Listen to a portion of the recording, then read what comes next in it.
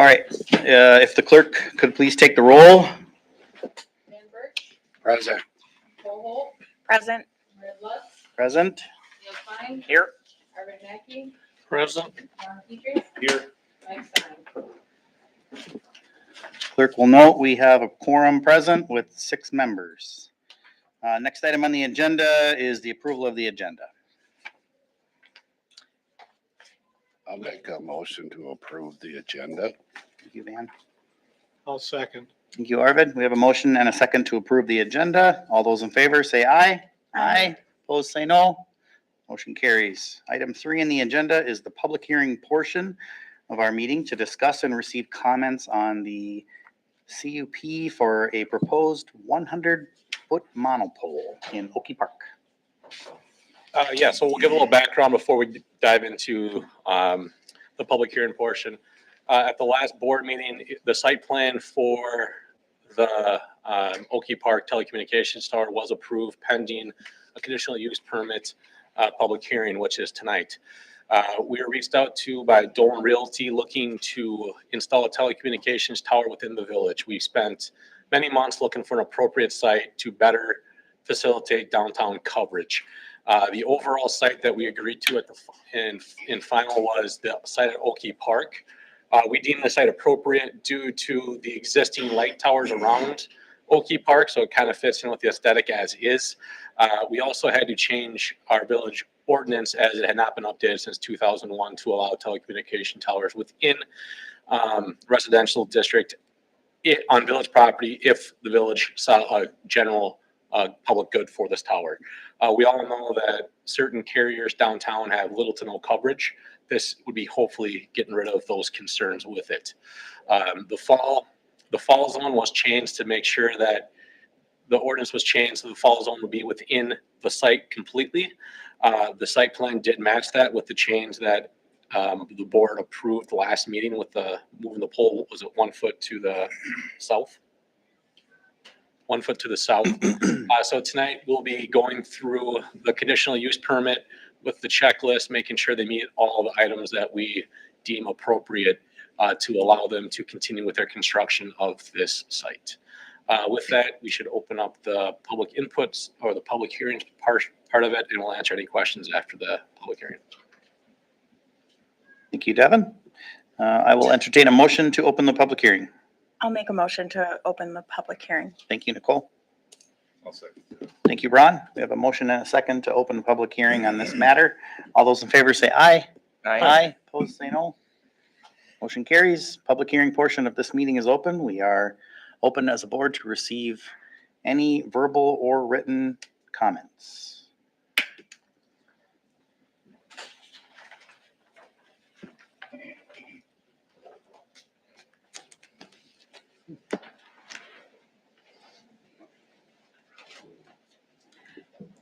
My name is Cheryl Husted. I live at 650 Deer Path in Osceola, Wisconsin. Hi, Cheryl. I have been a Verizon customer for several years. And I was very glad when the East Farmington area finally got better Verizon coverage so that if I were needing to talk to somebody or use my iPad down that area, I didn't lose the signal. And now I am very glad to hear that you plan to put a cell tower in and around Oki Park. And part of the problem with the East Farmington one was the aesthetics of having a high pole out in a farmland where you can't see. Well, Oki Park already has lighting fixtures in it, so I feel another pole there that would hold Verizon or the warning system would be just fine. The reason I would ask that is that I am also the event planner for the Osceola Senior Center, and if I want to use my iPad to refer to my emails for someone who wants to hold something, I cannot really access it through our little computer on the screen in the senior center, which would give me Wi-Fi access. So I use my iPad, and right now I've even tried today, I cannot access Verizon, anything on my iPad. And also Dick's Fresh Market has an app where I can access my account and download my little barcode that you put in to the register when you want to use the special coupons. Well, I can't use my iPhone, which is cellular also. Both of these are cellular.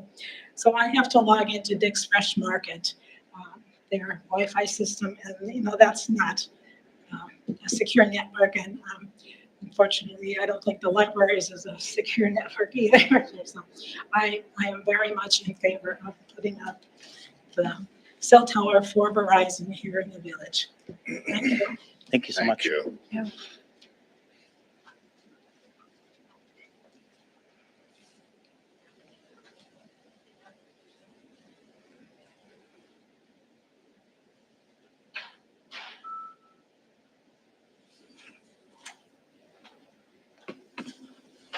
Anyone else wish to speak on this during open public hearing?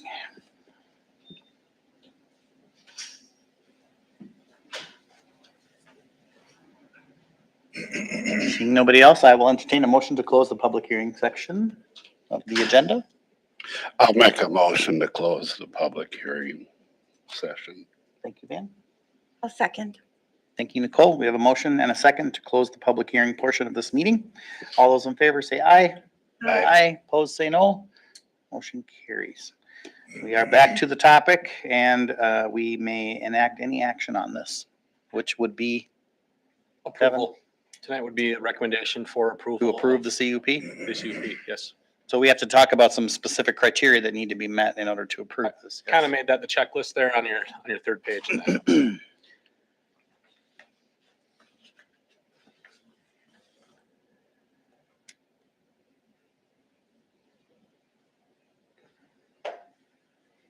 Do we have a new site plan that shows that it is within the right spot now? The 1 foot moved? Yep. Is that attached to this meeting packet? No, it was not. Can we get it attached to this meeting packet so that if somebody wants to refer to it later, they Yeah, can we see can the add it to the corrected attendance, site yeah. plan? We can add it to it. Yeah, I think that would be helpful. No, everything that was recommended had complied with and was approved via us. How many multiple carriers could be installed on the I pole? think 3. Is that contemplated now, or is it just Verizon?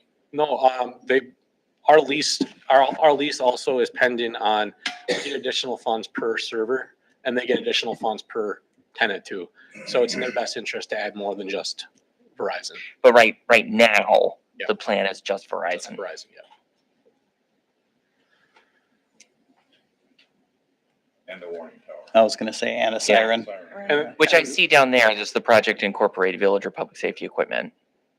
Right, so it's like I assume these are state standards that we're looking at or where'd this list come from? Our village code. Okay.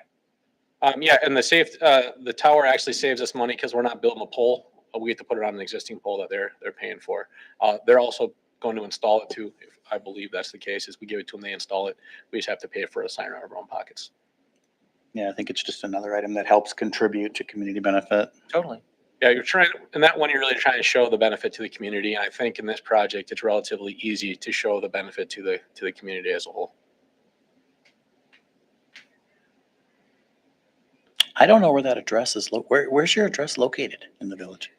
650 Deer Path, that's in the Pheasant Run subdivision. Got it. Okay, thank you. There's several well-known people that lived there or currently live there. Okay, thank you. Cul-de-sac. I'm sorry, it stuck in my mind. I couldn't place that street. When you were talking about Farmington, and I'm trying to think Yeah. of where out in East Farmington is. Farmington is where they finally put up a cell tower, which is, you can hardly see it until you get close enough. Right. It's just south of the BP there in Farmington. Oh, Yeah. okay. It's going to be very Okay. similar. It's going to be very similar to that one. Yes. What about the lighting on the tower? What kind of lighting is required for a tower that height? Will that be impactful? It will be whatever is required via, I'm sure there's state statute on that, I'm guessing. Yeah, I don't know. It's not in an airport overlay, so there wouldn't be anything there. Whatever the FAA will require of them. How's the height different than the It's about 20-ish 20 feet taller 20 feet taller? Then the, lights. than the light poles. Yeah, the light poles are 80. I didn't believe it either. I went and I actually, Wow. I looked at the sections and I'm like, okay, this section is 8 feet and then there's 10 of those. So I'm Yeah. like, oh, it is 8 feet. Huh. So it would be like another light pole, just 20 feet taller. It'll be fine. So, why did they have to move it a foot? What, it was at the. The drop fall zone was within a Okay. foot of a property line. Yep. That's close. I did reach out to the house the two properties directly touching this. The house to the north had no opinion. Okay. And then the apartment complex just said, thanks, let us know. So does that drop zone include the lightning rod? See, that's 4 feet. I was looking at that and I didn't realize there was a lightning rod on there, so. It's how it crumbles. Good question. I think, well, I'm thinking back, there's a structural report that was done for the calculation of the fall zone, which was 30 feet. And I think it was specific to this monopole. So I would think it would. I guess I don't know exactly how it falls. If it's 100-foot tall and it falls over, it doesn't just tip. If the fall zone is only 30 feet, it kind of crumbles down somehow. Some break in half almost. Yeah. Multiple pieces, collapse. actually. There was something in our Yeah, but packet describing in a once in a century windstorm with unusual weight loads, like how it would behave and it crumbles down. Right, It yeah, doesn't right. tip. part of the site plan was the engineered letter that explained the crumble zone. All right. Oh, I got. When I was looking through the checklist, I deemed that this project met the 4 criteria for the approval of the CUP. Has there been alternative plan set up for all of the landscaping material that's adjacent for the Braves? We're still working on those details, making sure everything will be appropriate. Okay, as long as that's an ongoing conversation, because Yeah, they've been, Another- Dolan Realty has been great to work with so far. They realize anything damaged that they're responsible for fixing. So there's been a good dialogue with the company so far. all right, well, given that these criteria have been met, I don't see any reason why we can't have a motion to approve the CUP. Anybody want to make that motion? I'll make that motion Thanks, Ron. to approve the CUP. I'll second it. I have a motion by Ron and a second by myself to approve this proposed CUP. All those in favor say aye. I, Opposed, say no. Motion carries. All right, moving on to item 4 of the agenda, other business discussion and possible action regarding 4A, the 2026 budget work session. Yeah, so this is one of the main reasons we're here tonight. For the past few months, Tanya, I will give her most of the credit, is working diligently on creating the budget you see before you tonight. Her and I have had many ongoing conversations about revenue. We've talked to department heads about their expenditures and the forecast that we're going forward. Tonight would be a good introductory night to show you where we're at and still the little ways we have to go to finalize it. I'm going to start breaking down the revenues just so we understand where we're currently at with revenues and what we might do to create a balanced budget going forward. As we all know, for the past few years, we've had to be very creative in order to create a balanced budget. This year is no different. In the last few years, we also noticed that some revenues were misplaced within the budget too that have created further stress on how we're going to balance the budget. With that right now, we're showing an overrun of $197,000 for this. So far for 26, I am not showing any land sales potential land sales within this one. There is one potential one that I am currently working on that could help in 2026. But as of right now, that's not a guarantee. So it's not showing up in the revenue side of it. But just keep that in mind that this picture could change drastically in the next month or two based on that conversation going forward, because that would allow us an additional revenue fund for another 1 year gap that we've been kind of doing year in and year out for the past 5 years. With that, I want to show a few things that kind of illustrate how we got to where we're at currently. As you can see, our levy for the general fund, that has been relatively flat over the past 5 years. We're seeing relatively no increase to that. And a lot of that is due to levy limits within the state. So even though we've had magnitudes of inflation over the last 5 years, we're not seeing much of any increase to our levy limit within the state. So that is creating further stress on an already stressed budget that we have. Next year, we're looking at a $364,843 levy for the general fund. I'm going to skip over that additional. I'm going to skip over that additional borrow for now. We'll get to that in a second. Our levy GO debt service, that is the debt we pay, levy goes towards paying, is $984,000. That is what we owe for street projects, capital improvement. That is paying down our general obligation debt that we have issued over the past how many years we have loans out for. Other items that have remained relatively flat. You also see Wisconsin state shared revenue at further down the list is also relatively flat over the course of the 5 years. So we're not seeing much increase at all from the state, which is further putting stress on our budget. Other areas, Wisconsin state transportation aid has stayed flat also.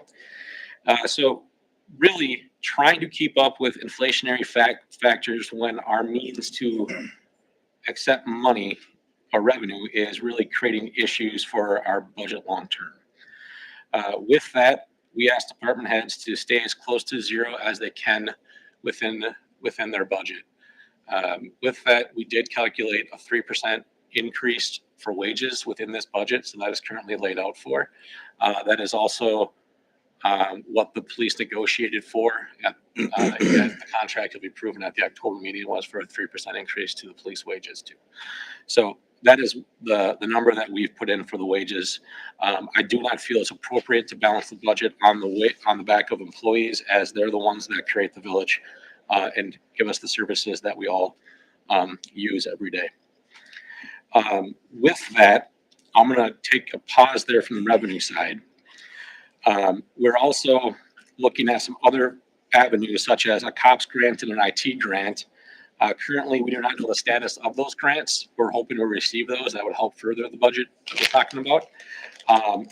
And because of the nation shutdown, we won't know until they get up and running again when those grants might be available or we awarded them. So with that, I'll take any questions on the revenue side right now that you guys have. That was kind of a quick rundown of the state of our revenues for the village. Are we potentially looking at a, what's that extra license that we hold, liquor license that we hold called? Oh, wow. It's a reserve. Are we potentially looking at negotiating the sale of the reserve license for 26? That would be on there, yeah. That'd be what, 10 grand? Well, it's open for discussion. Yes. 197,000? Right. We're gonna talk about the maintenance equipment. Oh, yep, thank you for that one too. Because the deficit was so large and some of the revenues did come off the book, we're looking at moving our maintenance and equipment line items in our operating budget into our capital improvement borrow. Because of that, it would short our CIP amount by $150,000 a year. But that is also going to help with our deficit that we currently have by taking money from there and putting that into our operating to further decrease that deficit that we have. So that is one avenue that we can have to help balance the budget. And then the other one, I want to talk about the revenue before we dive into that one, because Tanya's going to talk about that, an additional one that we have shown right here too.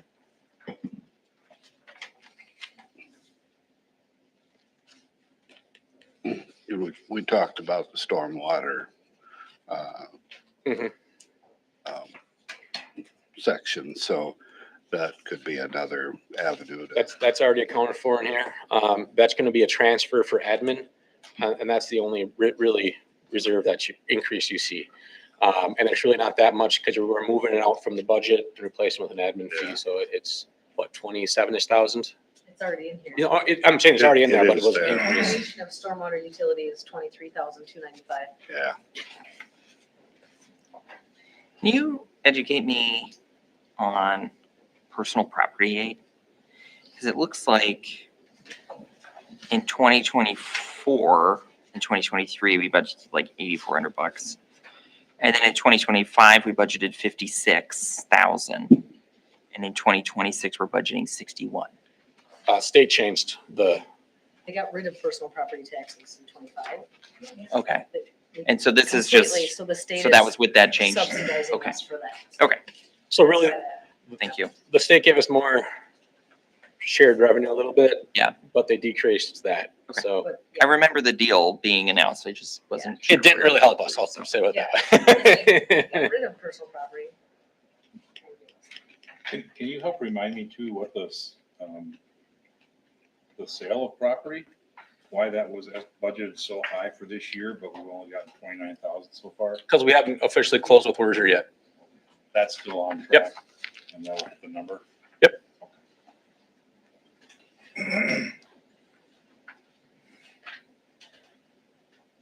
And as you can see, we're not anticipating one right now, but there's potential that they might buy additional land.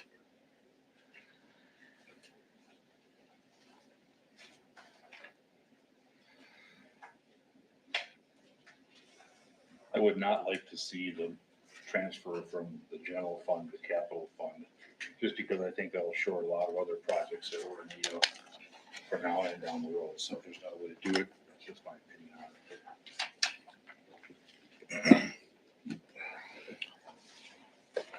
it. I feel broadly like we've been in this place for a couple of years where like what we do is just mismatched to the revenues that we have available to us. And I think every year there's been a lot of creativity and really good work by the team to protect the village as best you can from that dynamic.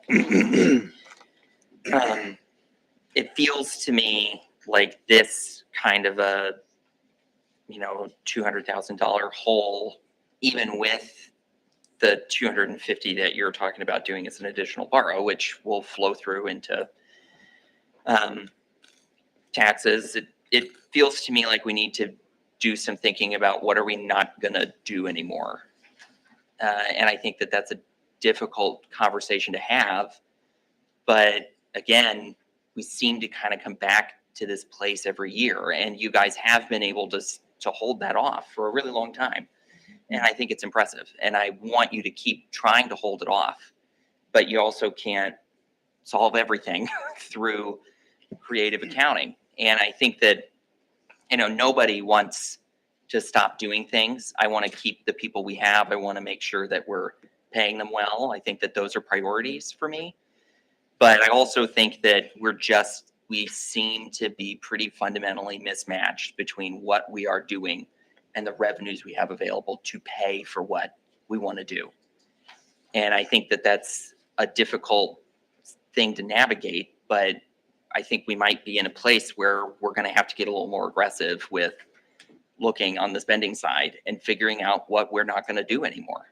And I am not the expert in that. I mean, the department heads are experts in that, and the team are experts in that. But I guess that's my 30,000 foot feedback on this, is that we might need to make harder choices this year than we've had to make in the past, because that's a big number.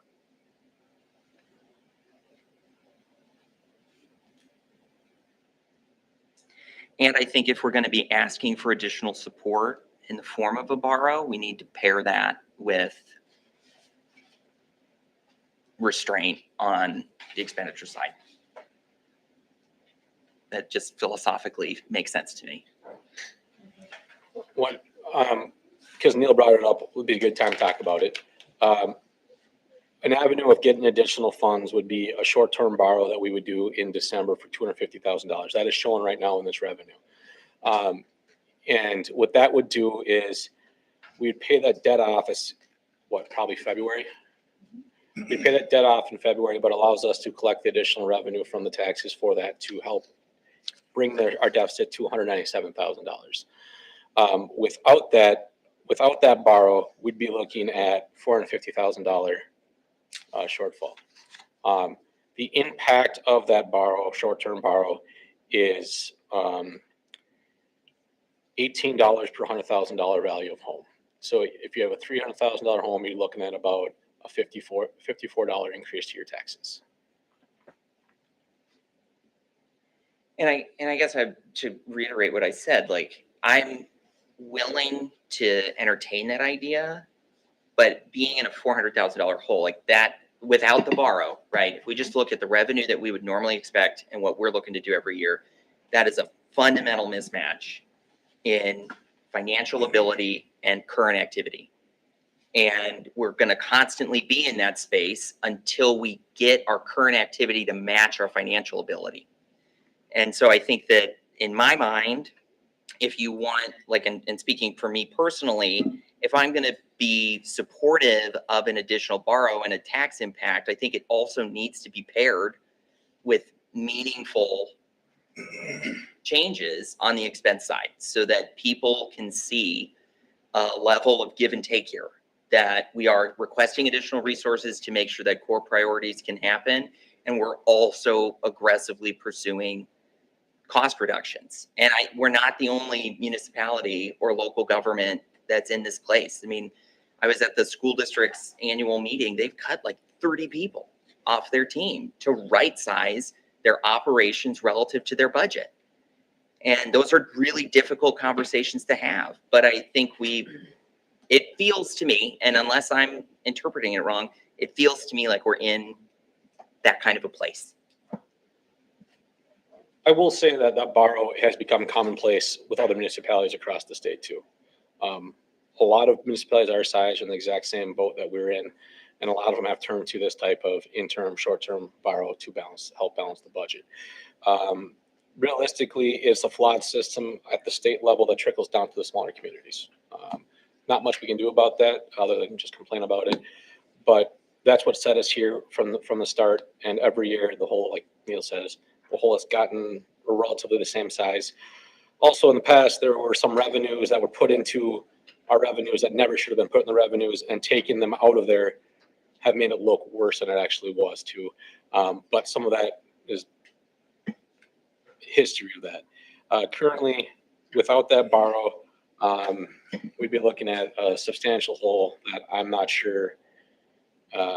Definitely, our general fund could not support that type of payment back. We'd have to find some type of financing to make that work.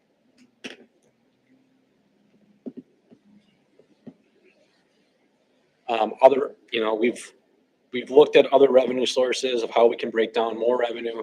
We've explored the opportunity of paid parking. We're creating a new utility for stormwater to help these revenues. So we are trying to find more revenues to help make this work. So other items that we are exploring.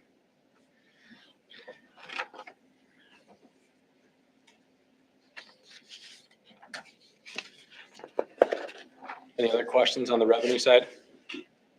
Danny, anything you want to add, or we hit it pretty good? Baird was the one that we had talked to them about, what are some ways that we could try to balance this, and they're the ones that suggested this short term, because they said that so many other communities are looking at the same issue because they're in the same boat as we are, and that's the way that they're able to try to get things balanced and whatever. I mean, without doing something like this, we're looking at cutting services, and so, and I guess- that's a priority. You guys are going to have to determine what those priorities are.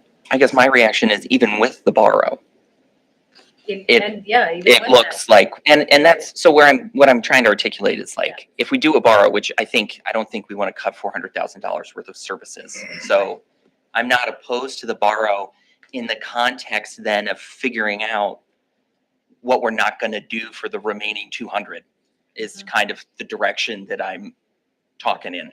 Mhm. Because I think it's just, and it's nobody's fault here. To your point, Devin, it is nobody's fault that this is the situation municipalities of our size are in everywhere. But I mean, we had started with a $400,000 hole. It's just not sustainable. And we can't math our way out of that every year. We just can't do that. So I know we're only on the revenue side, but we can go on the expense side now. But I'm telling you where I'm going with this. Yeah, like tonight, I really want to get you an introduction of where we're at. There's still some things we can do as we go along this process. Ideally, I'd like to have the budget wrapped up by the first week in November, so we have time to do our documentation and get that all sent away to the state. I don't think we're truly that far off.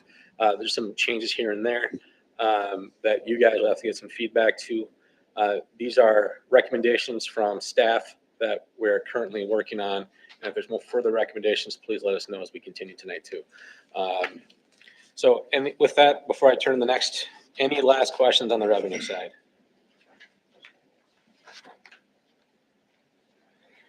I mean, there's a few more things we can look at, licensure fees, but we're talking a few $1,000s here and there, so not make or break money.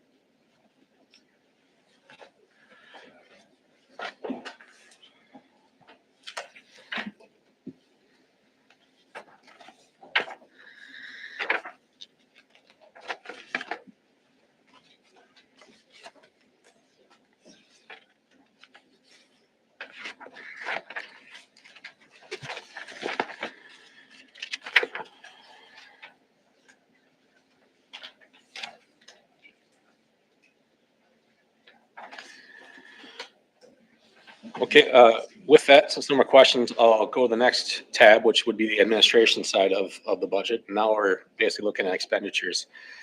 We are looking at a decrease in the administration side of the budget. Our budget for 25 was 479,000, and we're decreasing to $451,000. Trying to remember what the big outliers were on that one.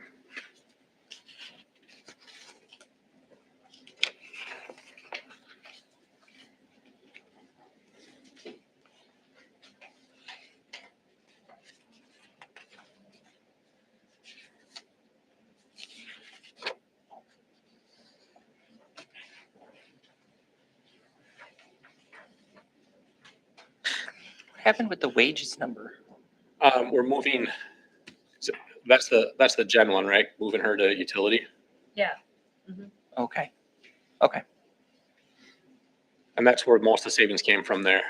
The switch to monthly is going to put greater strain on her as a utility clerk role. So the utility will bear more of her time, basically. Yeah.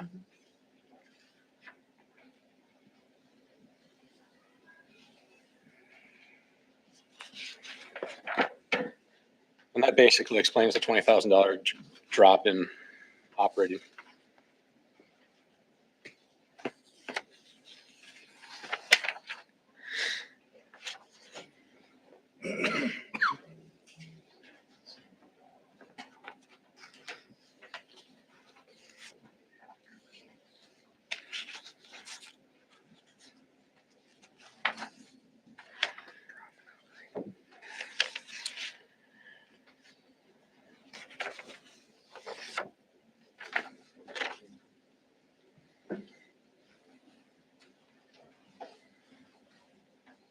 There's some expenses going to TIF 2 or TIF 3 and 4 as well. Yeah, some of the admin wages are going into the TID districts for the administration of the TIDs. We've pretty much maxed those out already though, so we really can't move more money into the TIDs from the admin wages. We've basically already at the max of that. we're at the max that Baird would recommend, I should say. Why do you have building maintenance highlighted? That's what's going into the CIP portion of things. So anything highlighted is going to that. It was all going into that CIP. Taking up part of the CIP. If approved. So anything highlighted would be coming out of the capital improvement borrow that we do.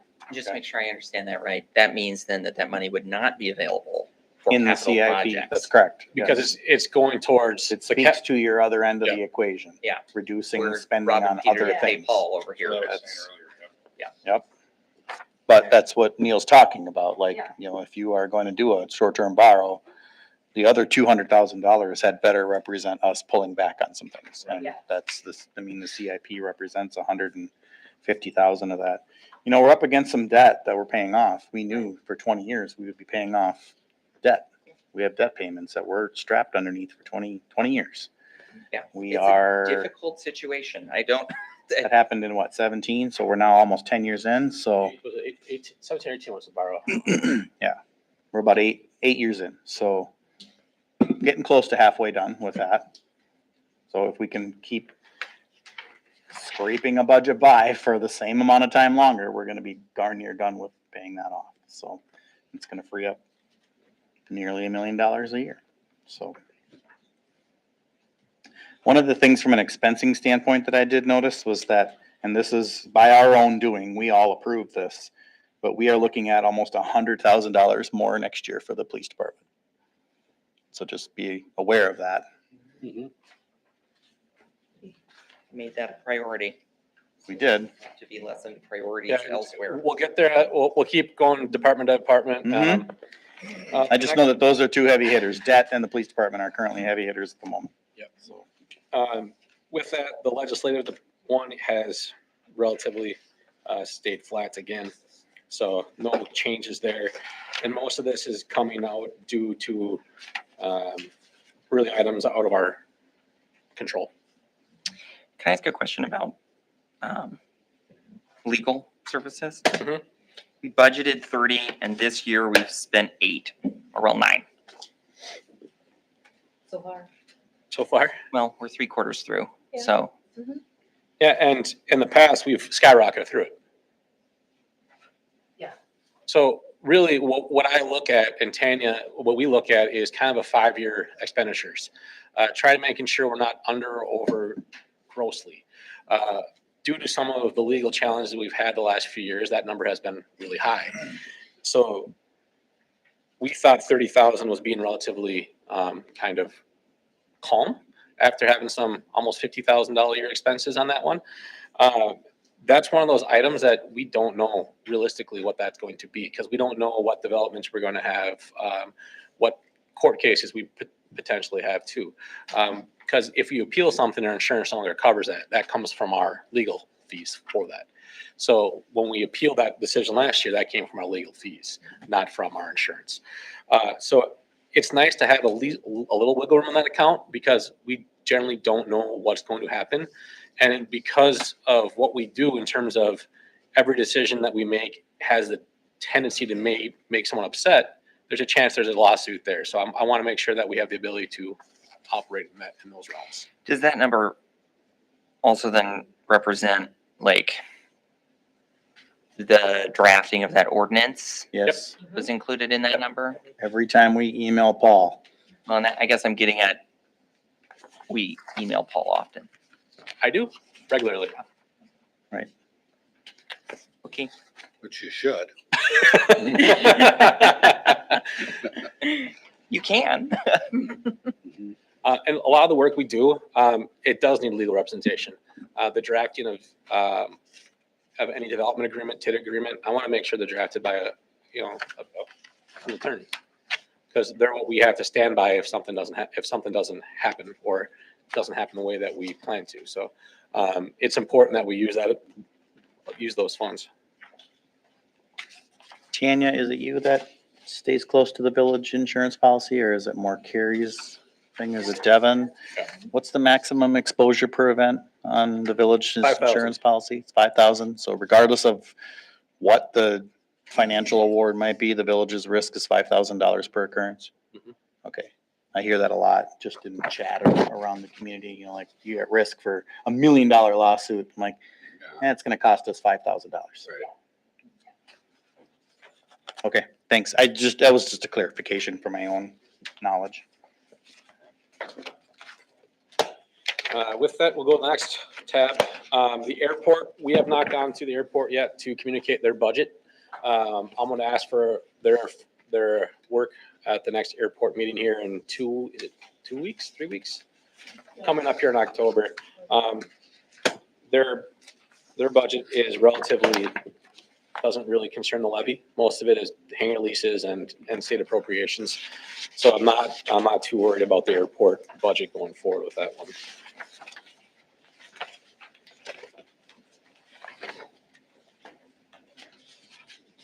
Also, the court, it's one of those things, we deem it important to have a municipal court. And this is kind of just the expense of doing business as a municipal court for it. So we're not really expecting too much change from this department. And Chris submitted this budget, right? What? Did Chris submit this budget or? No. Okay. No. And can you remind me, having a municipal court allows us to enforce our own ordinances under our own control? Yep. If we did not have one, County. our ordinance tickets would go to the county. AJ, how's that work again? Our traffic citations would go to county. I don't believe that we can No. enforce right citations for municipal ordinances. So like our discussions about like, Dog at large, nuisance property. that's all we can only handle that by having a municipal court. That's my understanding. Yeah, I believe that's right. I think there's some things they can take, but generally if you're writing tickets with not covered by municipal court, you're also writing the state traffic tickets, which are generally way higher for the motoring public, and there's extra fees because you got the, county fees and all the other fees on there as well. Mhm. So, yeah, it gives us more local control for enforcement. Of like non-state law Non-crime, stuff. Non-state law stuff, yes.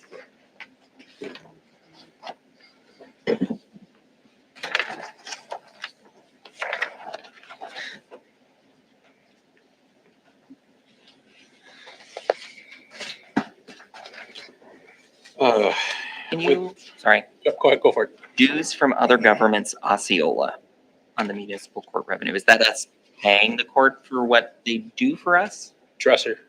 No, but we're Oh, listed. The deuce. So the municipal court revenue is 24, due from other governments, and then due from Osceola, due from other governments, Dresser. Osceola Township, maybe, if they use our municipal court. That town. The town uses our municipal court? Mhm. No, not the town, the village. No, that's the village. That's dues. That's what we're paying into the courts. And then Dresser also uses our court? Yep.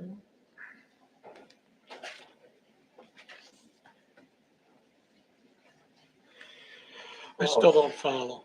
So the first line, municipal court revenue, how's that? Where's that coming from? Fines. That's fines.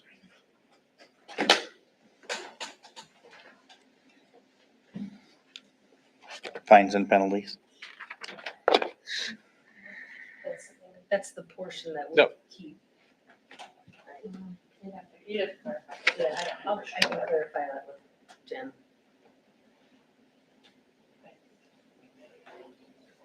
Now we get, Yeah. 40,000 is what we pay the court to keep it open. yeah, we're, 24 is what the court then like gives, the revenues give, that we get back. so we're opposite and basically at $16,000 for the court between the revenue we gain and what we're paying to keep it open.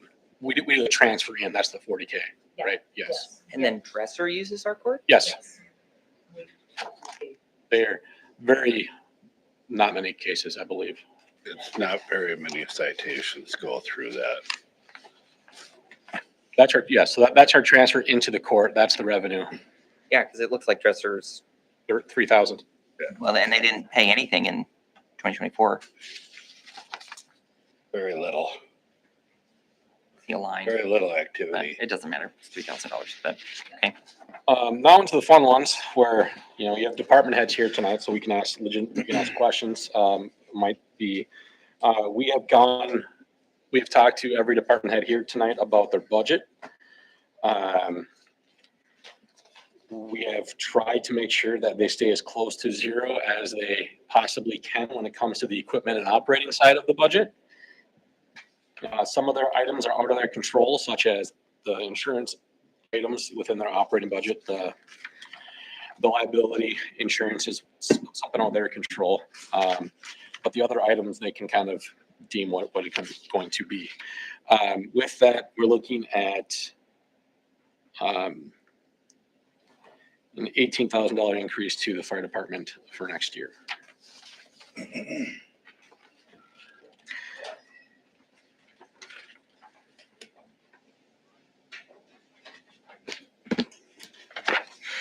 That increase with the blue items subtracted? Or is No, it still that's- in? They're all in. All these are all still all in, but that's going to be where the revenue comes from when it comes to the revenue side. It's just showing you so we know where we're pulling from when we take the bar out. Okay.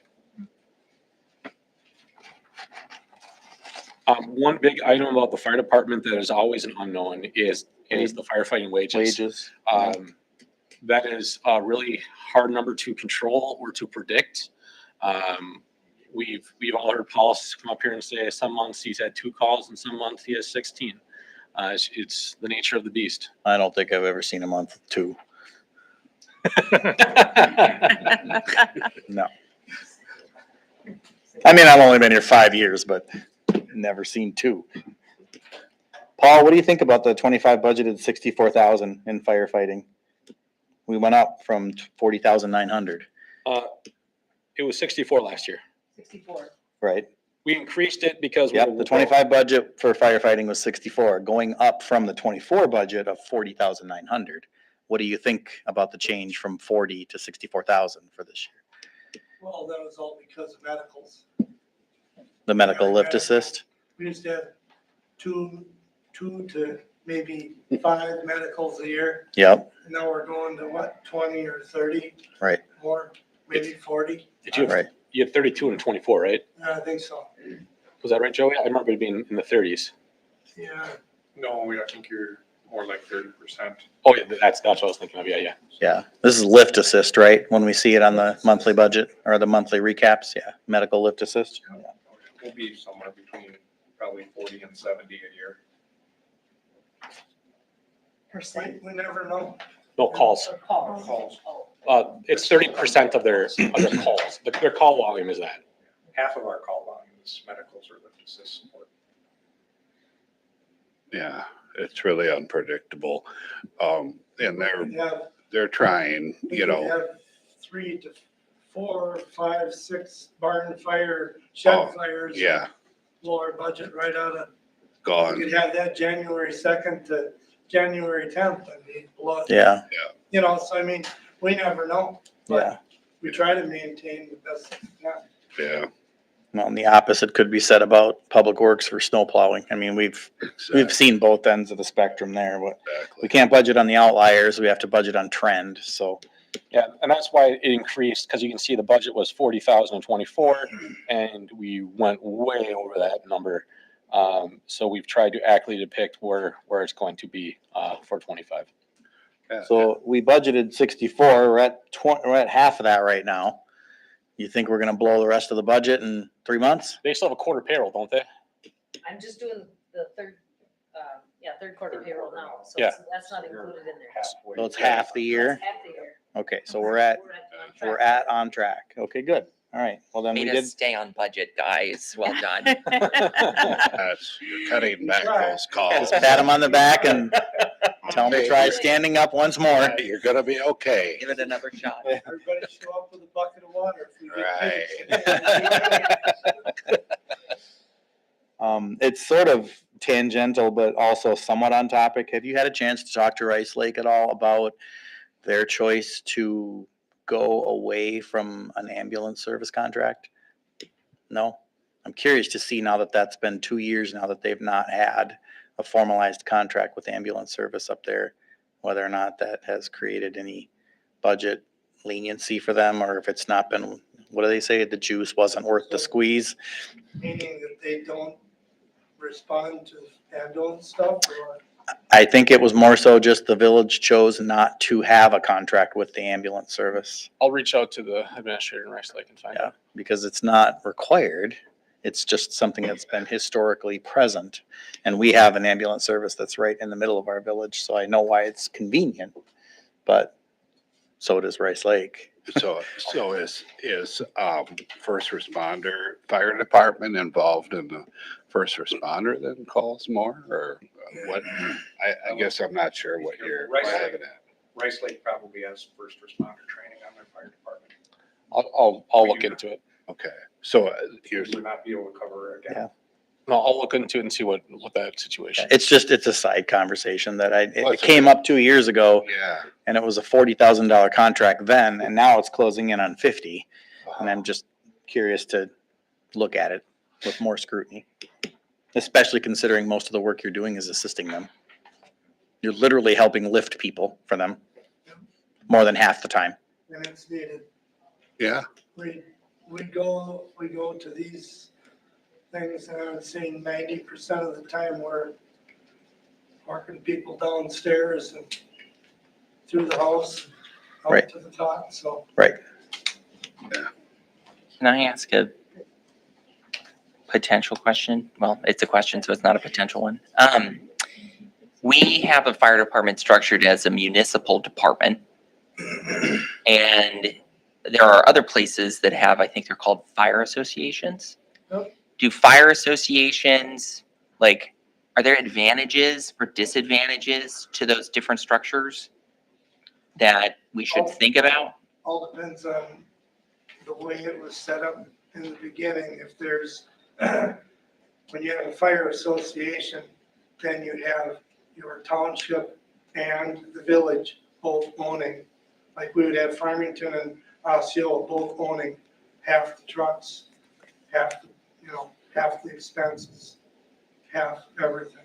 Mhm. You'd be managing it like you do the ambulance. And then you'd have a fire board. So I wouldn't be coming here. I would be going to a fire board, which would be probably a couple of you plus two of Farmington or whatever.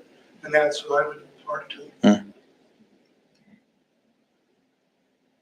Does it change any of this budget's math if we were to structure it that way? State financing's a little different, isn't it? State aid's a little different. You know, state aid's a little Is the different. state aid better? I mean, you have to take into consideration how Farmington pays $140,000 Yeah. of this budget. And we would have to contract, I think as I understand it, like a municipality would contract with the fire association to provide fire service. So it's not like our budget goes to zero, Right? but I'm just, I guess, trying to understand if There's a potentially. there are Yeah, because differences in how costs would be borne, reimbursement, like other financing avenues that would be available to a fire association that are not available to us because you're a department of the village.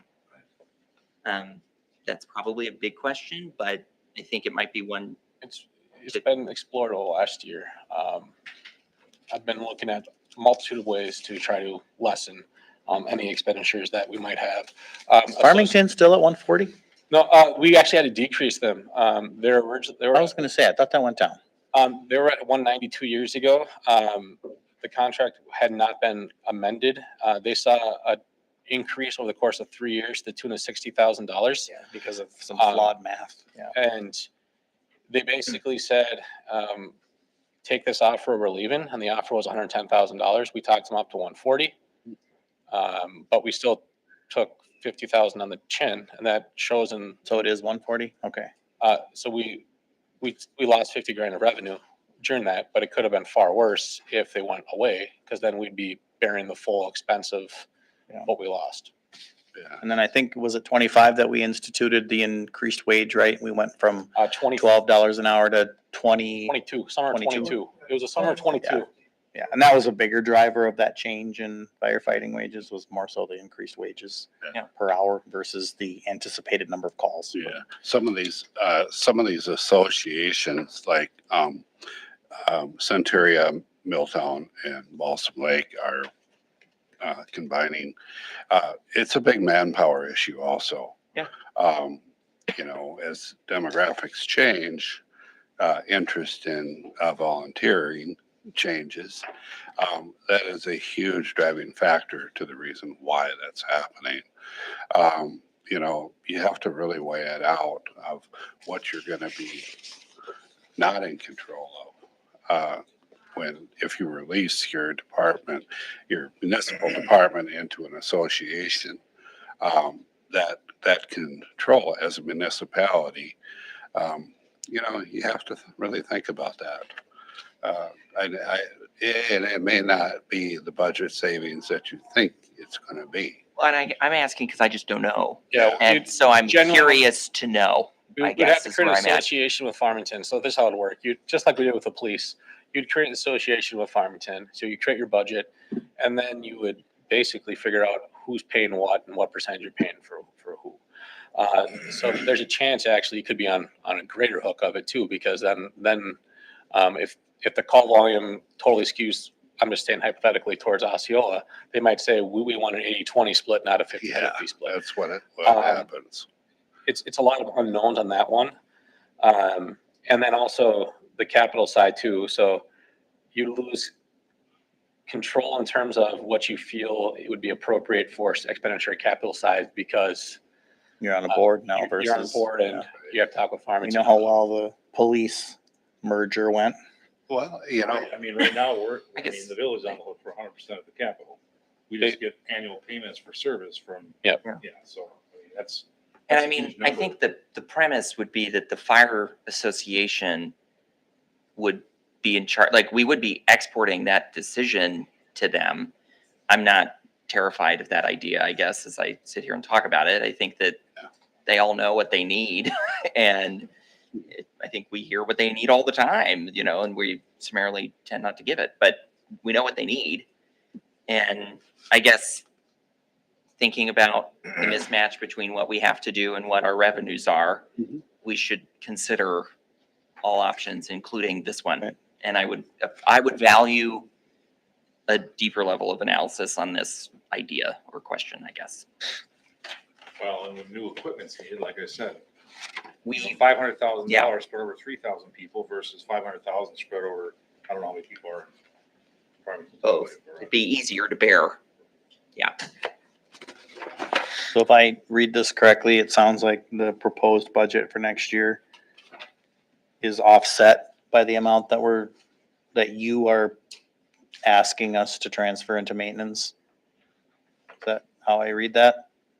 Because the 26 proposed for total fire department expenses is 226. Mhm, Last year was 208. mhm.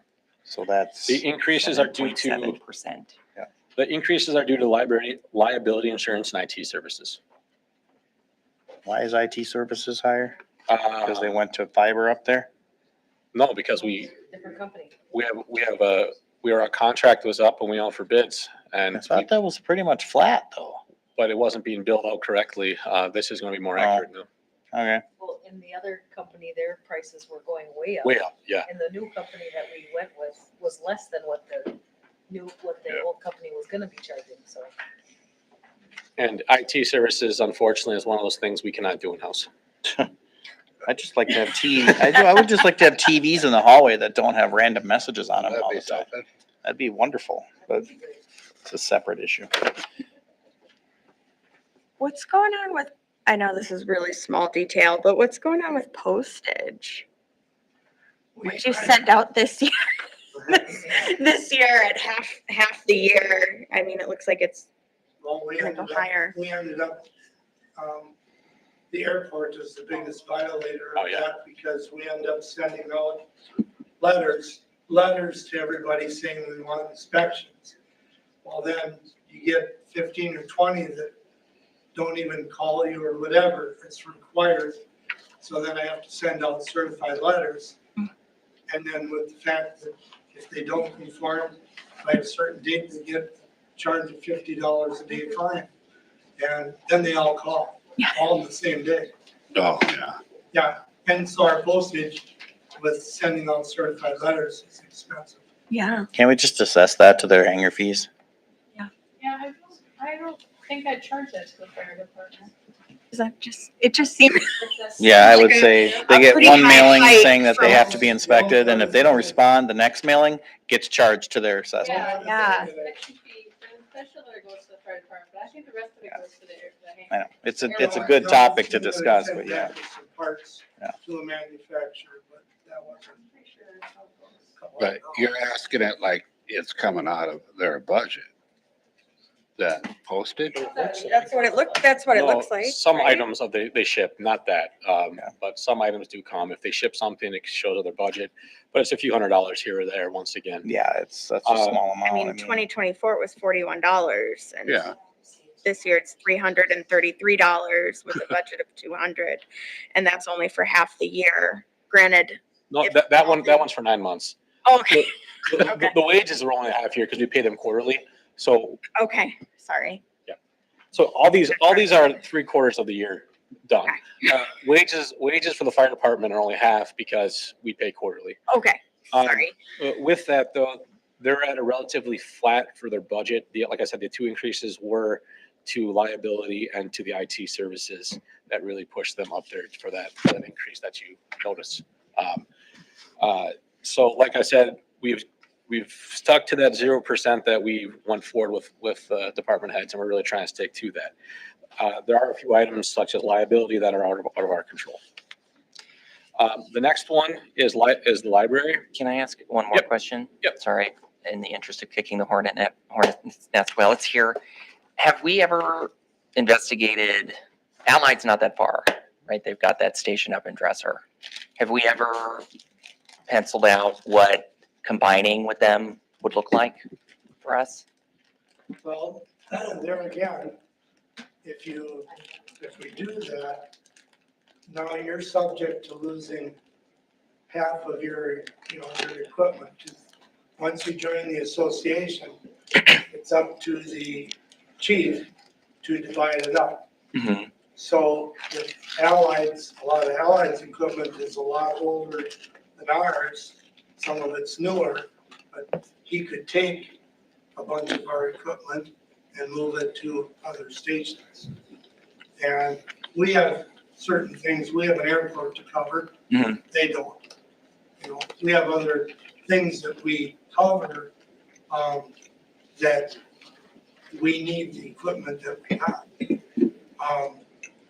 Everybody's doing okay as far as, equipment, I guess, but but you're subject to losing whatever. Oh, but Allied would still need to, under this scenario, Allied would still need to respond to the airport, right? They would still need to respond on the river. So like some of that more specialized stuff, Allied would probably need to keep around because they would have the same obligations you guys do to respond to airport fires or whatever else. I guess, and like the division of assets aside from an operational year-to-year managing the expense of providing fire service. Just understand that their run volume is a lot more because they're covering all of that area, and they're also going on first responder calls that they get paid for. So, I mean, a lot more. Every time the pager goes off, this is what we covered before. Yeah. If we want to go to first responders, now every time the pager goes off, then the first responders go out too. I guess, yeah, I'm just saying we would be sharing that burden of like the fixed costs with a lot more people. It would be spread out. So, It would be easier, I would imagine, like just the economies of scale. But you'd have a lot less say. Yeah. So if they Yeah, decide I to mean- start buying trucks and putting other places. Yeah. You're still gonna. But they would have an obligation to serve us as well as they serve anyone else. Otherwise, we could go with somebody else, right? Like that's the whole concept. On a smaller scale, when the police department was looking to do it with St. Croix Falls, there was a cost savings. We, Of right. combining, yeah, and I would imagine the same economic laws would apply. Kind of. Now, I got one question though. If we create this, as not we, but if the association, do we sell the fire trucks to the association? Who actually owns them? The association. So All right. every township, There's every way- township and village owns it. Well, that's the way we can balance our budget. Voila. I don't think a 30-year trucks are getting that much money. No. Anyway, so that's kind of concerns me a little bit is what do we do with that? I guess I'm thinking about the long-term operational realities, and we struggle to get you the trucks you need. We have a pretty good size hole, and we should be thinking broadly about what we can do to control those costs. The transition, that can be worked out. Like that doesn't concern me. What would interest me most would be a rough pro forma for an annual year and it's beginning to understand what that would look. Because to your point, there were cost savings for the police department, and it's really not a different model conceptually from what we were talking about with St. Croix Falls. So if that could work there, we might as well explore that over here as well. But did it? Well, I think it could have. It didn't, but it could have. And this could, or it couldn't. But right now, I think I'm We- just saying, you negotiated that police contract and did all the things, and then all of a sudden, all the control is gonna go to St. Croix Falls. No, and no, There gonna be nothing. that's why it fell through. Yeah, I know. That's why I fell through. They wanted control, and we wanted 50-50. it could always fall through. But I think, like, I'm not saying that I'm for this. I'm just saying it's a thing that, I mean, we're currently supporting an entire fire department with the aid of one municipality. And that's putting a lot of burden on us that I don't see others necessarily having. Municipalities? We collect a payment from East Farmington every year. Yeah, that's what I meant. Sorry. Yes, that there's us and East Farmington. Okay. So, Yeah, all valid arguments and things to look into. Now the library, this is an interesting one that you guys cannot dictate what she spends her money on. So what we're talking about is the amount we allocate towards the library. That is the amount that you guys do control of what you give to the library. So everything below, basically the only thing you guys control is transfer from the village general fund, which is, Ann is asking for a slight increase from $150 to $162,900. So she's asking for a slight increase of that. Yeah, so I guess that's all I have to say about that one.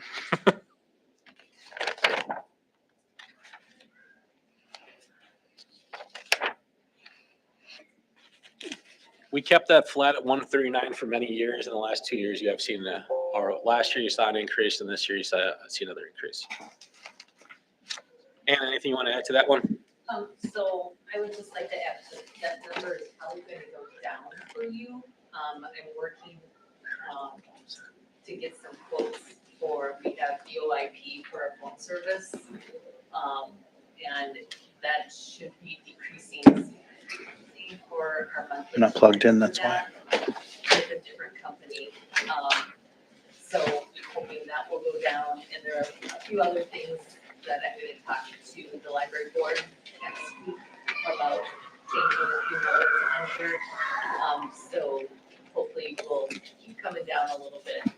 As with the other village entities, there are things that we don't have control over, that pretty significant increases on, like the IT support went up almost $3,000 for next year, and liability insurance, which is through the village, went up almost $23,000.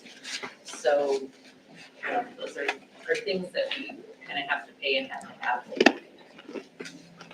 That's bad. So we'll hold that number, and then at the next budget, we'll show you where that falls in it.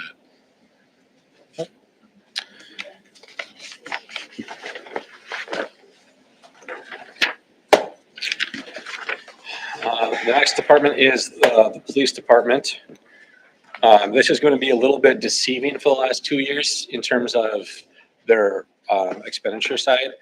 What you want to actually look at is their 2023 actual. That was the last time that they were basically at a full-time staff.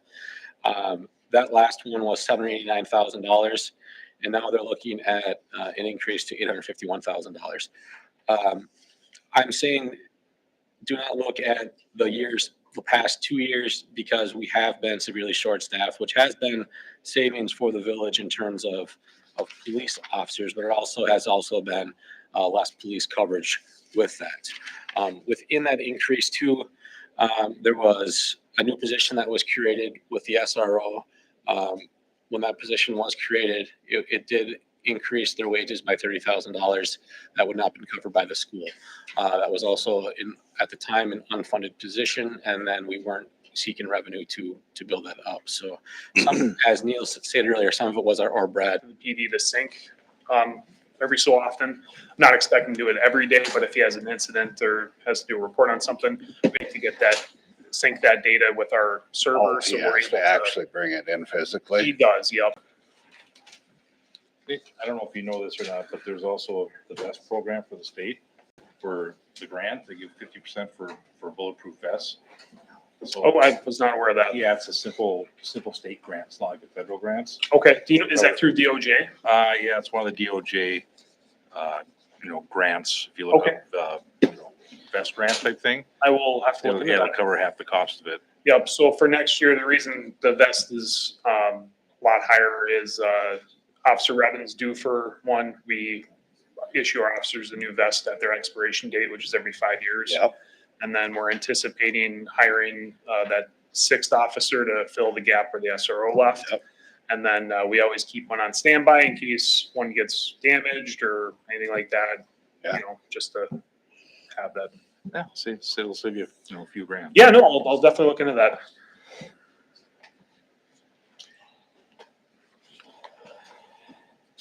No, everything else looks, I mean, it costs money to run the department, and,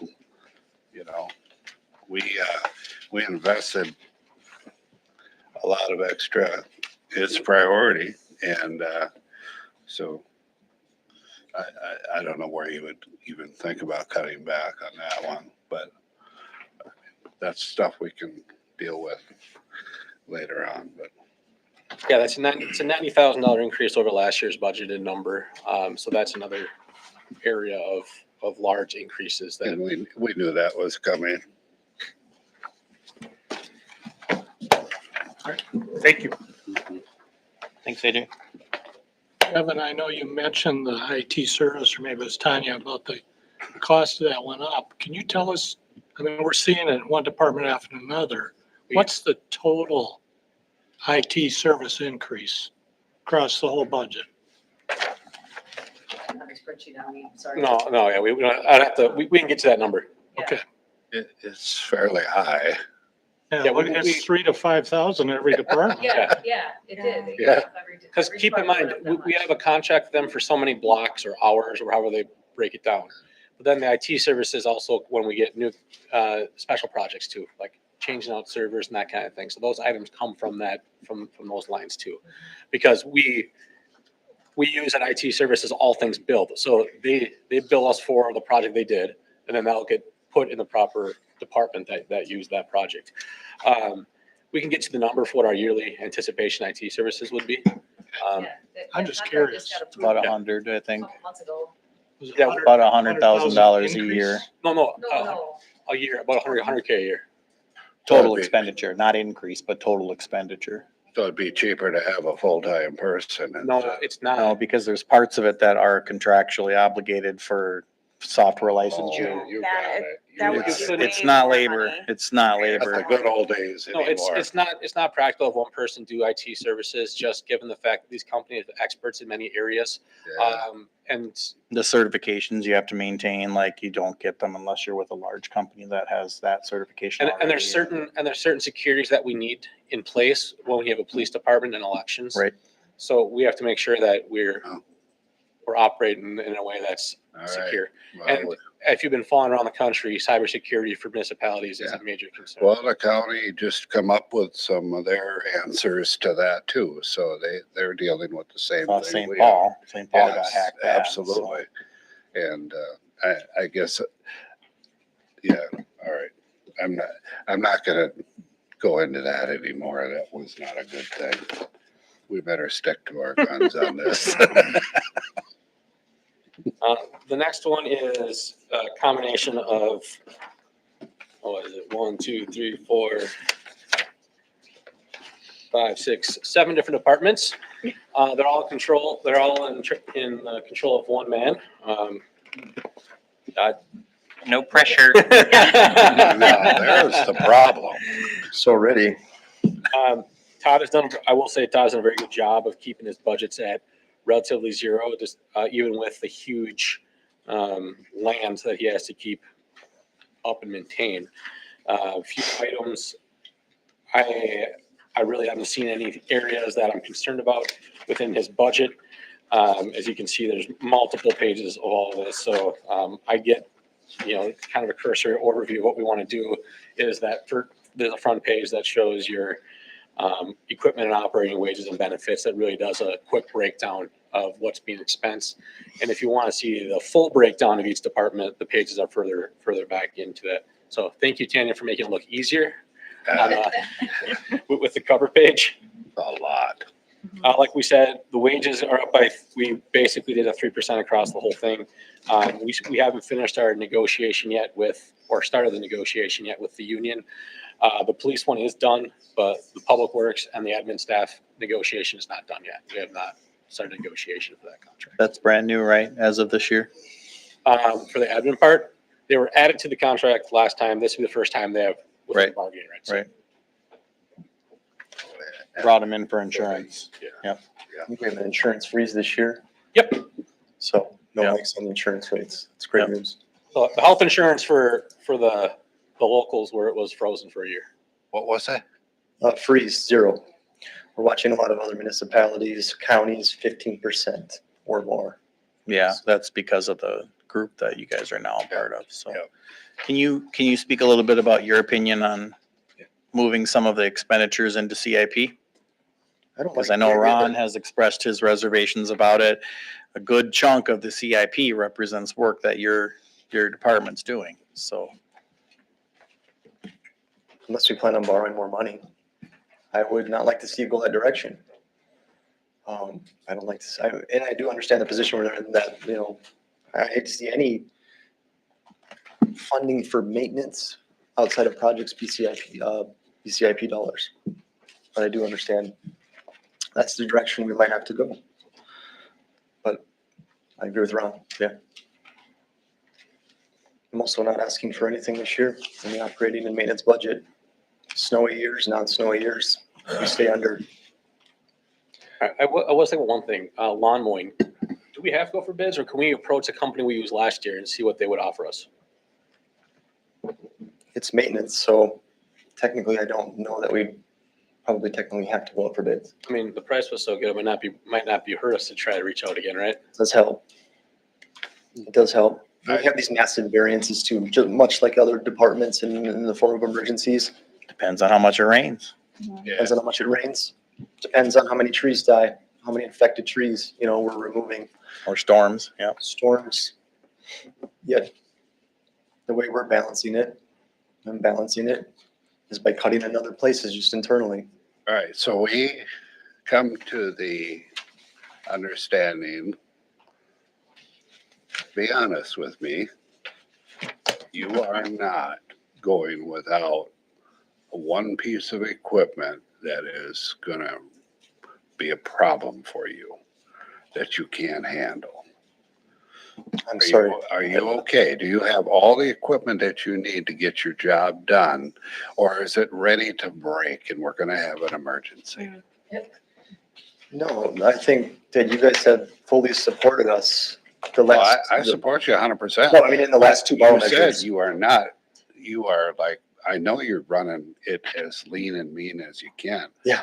But you also have to realize that you don't have to take some of these, if something's ready to break or whatever else, what you can't fix, is there something there that we need to be aware of that might be a surprise?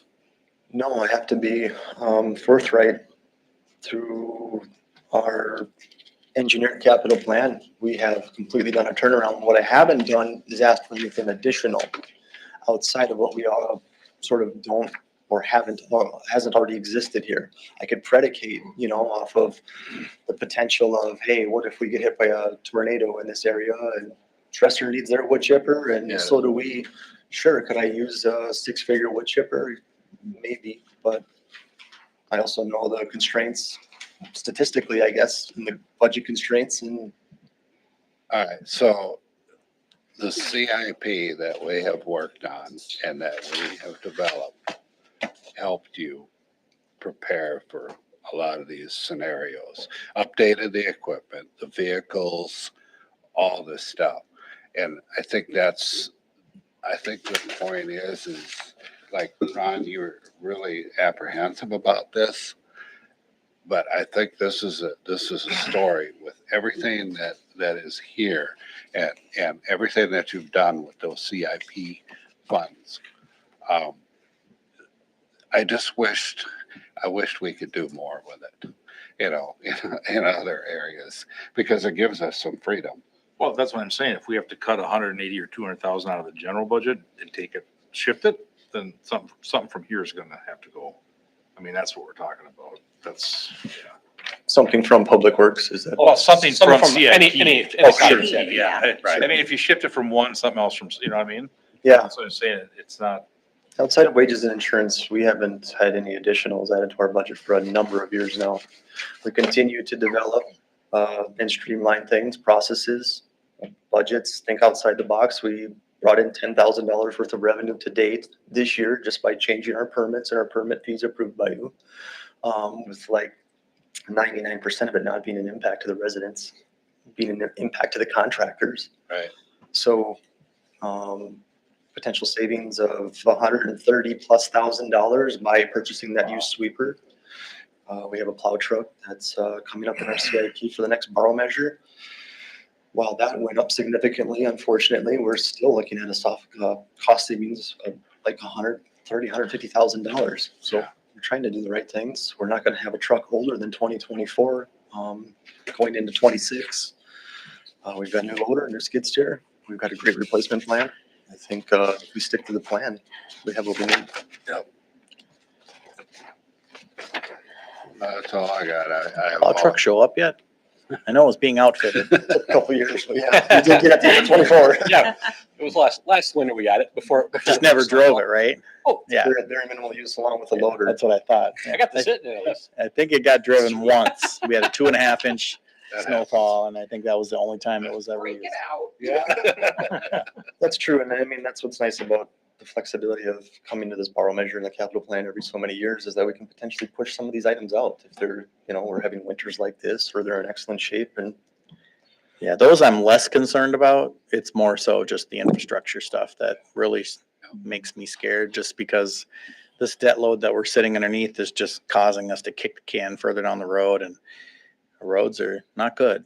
Stormwater basins are not good. Like, we've just got issues, so. We've really been thinking outside the box the last few years. Tonight, I really want you to realize that the departments are operating lean. They haven't really seen major increases on their operating and maintenance budgets at all in the last few years. Areas that we can cut has been, when I've been talking to department heads, it's been a tough conversation, because we already feel that some of our departments might be short-staffed and can't get the certain services that we feel are appropriate to the community because of our limitations. And with that, some of these other services that we do might have to be cut further. For instance, for Todd's department, we have a compost or a brush dump. Closing that might be in the way of saving a few $1,000s. That's at the deterrent of our community. Anytime we do brush pickup, that might have to go. We have residents that feel that the safe way to school should be plowed. That's something that we do not have the manpower or the means to do it also. People have to understand there's going to be cuts to their services if if we don't find creative ways to fund the budgets that we currently Yeah, have. and it should be remembered that just 2 years ago, we asked for the community to support two of our largest departments. Mhm. And they said, absolutely not. By a 2-to-1 margin, they said, no way. So, And I guess I'm just curious, Devin. So this current, what we've been handed tonight is 250 out of the CIP, which No, has 150. 150 out of the CIP, 150 out of the CIP. 250 short-term borrow, and then that leaves us short by what, 140? 197. So what's the current thinking on how we're going to handle the 197? The 197 can help a magnitude of ways. I know I hate saying this, and Brad's going to get a kick out of it, but the General fund. fund balance, it's not ideal. It's never an ideal situation to take from that. There is that potential for the land sale. Like I said, I should know that in a month or 2 months for that. But as I've been doing since I started here, that's just kicking the can further and further down the road.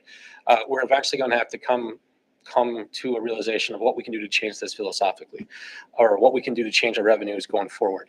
We brought forward of potential paid parking, which could bring between $200,000 and $300,000 into the village. That says goodbye to that 187 right there. And that amount would be more paid by visitors than by residents too. So there are other ways that we can create revenue within the village.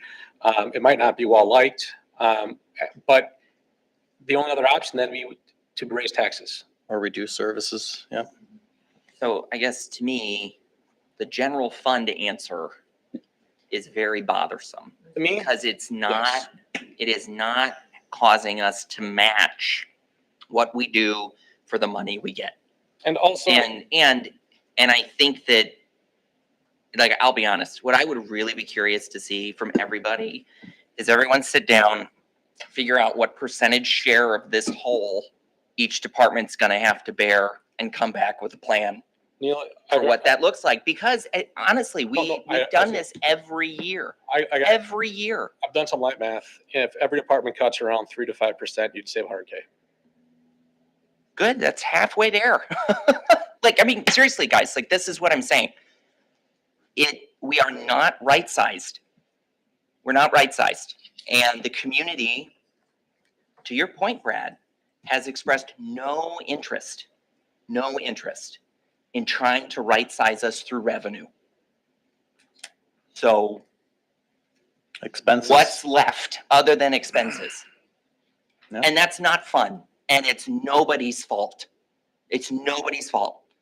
But there is no other avenue available right now.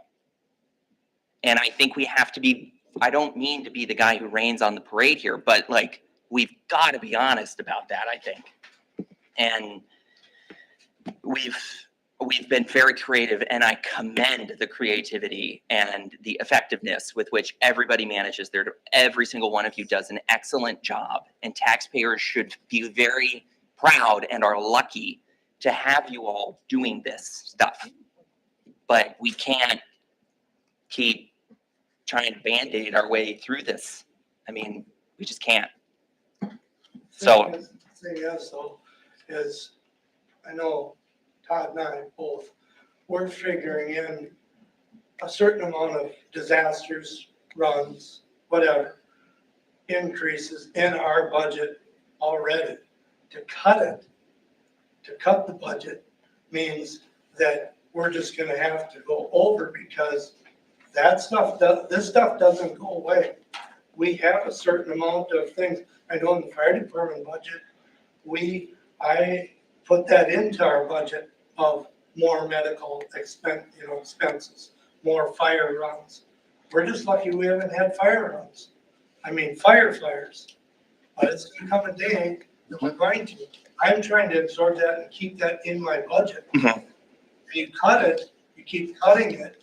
Yeah, it's easy to cut it, but then we go way over. Well, then what are you guys gonna do? Well, you're way over on your budget. Well, what are we gonna do? well, but that's why I'm asking these questions about alternative structures. Because I agree, you have to respond. We're putting it You've in. got to respond. The police need to respond. Like this, these are not optional things we have to do. But the current setup is not sustainable. So where are we, folks? Like, Public Works has seen no growth. Yeah. We're actually offering, I mean, we went from a full-time, year-round, 365, 24/7 brush pickup, leaf bag pickup for the residents down to about 4 weeks a year, which has been completely minimized also by having a site for them to drop off. Outside of that, I mean, we could shut down potentially public restrooms and things like that. That might cut down on some park wages, electricity, things of that nature. I would hate to even look at, from a public safety standpoint, we've watched all the other departments' budgets grow, staff grow. We've streamlined things to the very basic. So to even start talking about or thinking about the potential for us withdrawing from potential overtimes during snowstorms and things like that, while other departments' budgets grow, I mean, it just seems like bad business for the residents who need to get where they need to go, where the emergency vehicles need to get to go. yeah, we all do essential services. We also have a $197,000 hole. And I'm saying I'm seeing growth in all the other departments. We're asking for, I guess what I'm requesting is potential less cutbacks for a department that's not seen anything. I'm only one board member, but this is my, like, this is where my head's at. And I'm just attempting to communicate that very loudly and clearly, obviously, to the rest of the group. With this budget discussion tonight, I guess, is there any direction the board wishes to point to? Anything you want to see in the next draft of the budget? Flat for every department would be a good thing to see. With wages included or not included?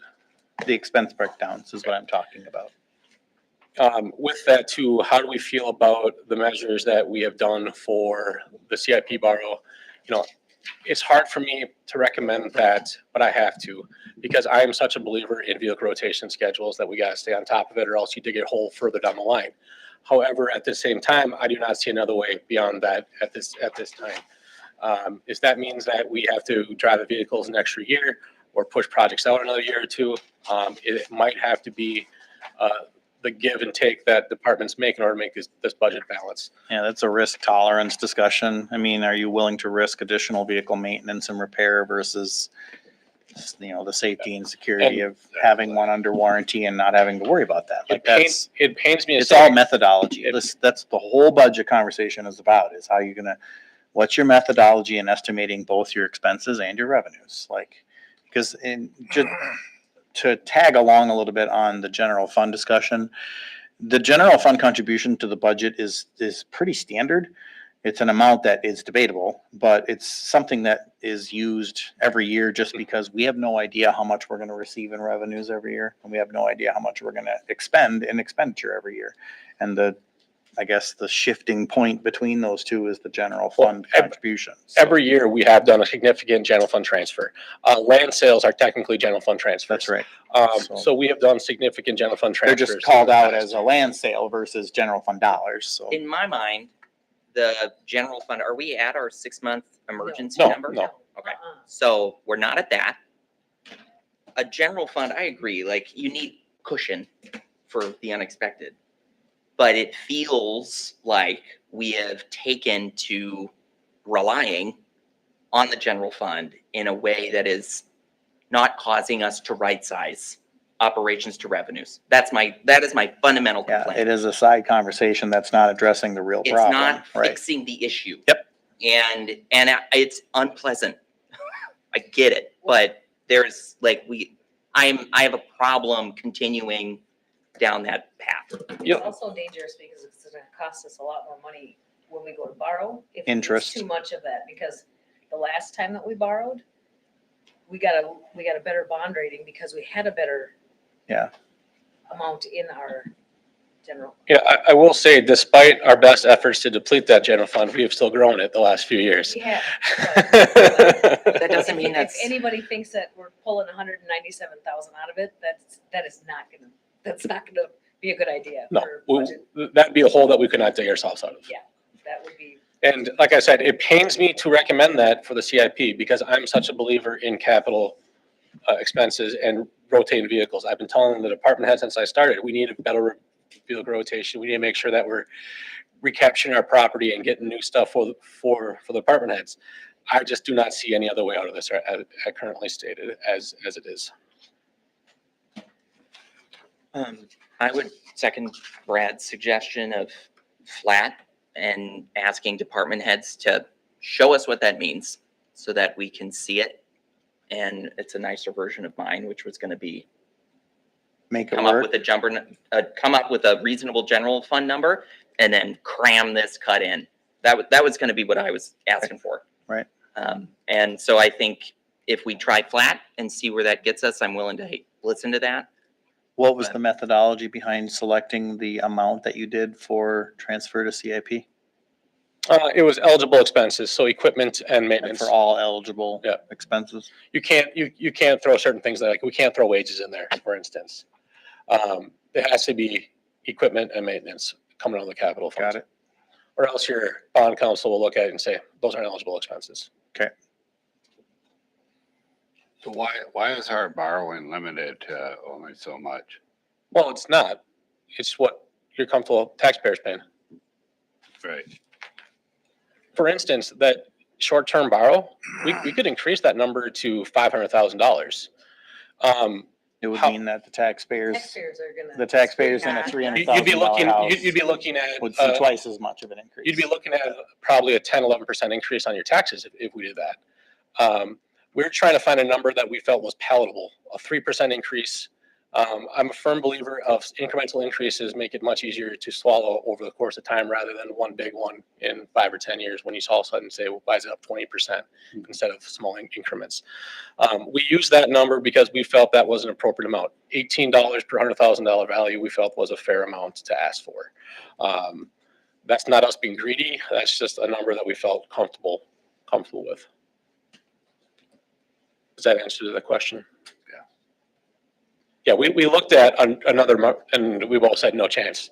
Yeah, you just wanted the nightmare to go away, but you can't always borrow, and I understand that. But there is some exceptions to this with the interest rates, and I don't think we're gonna get too bad of a deal if we do borrow some. And we're able to pay it back. Oh, yeah, on GO bonds, we have to.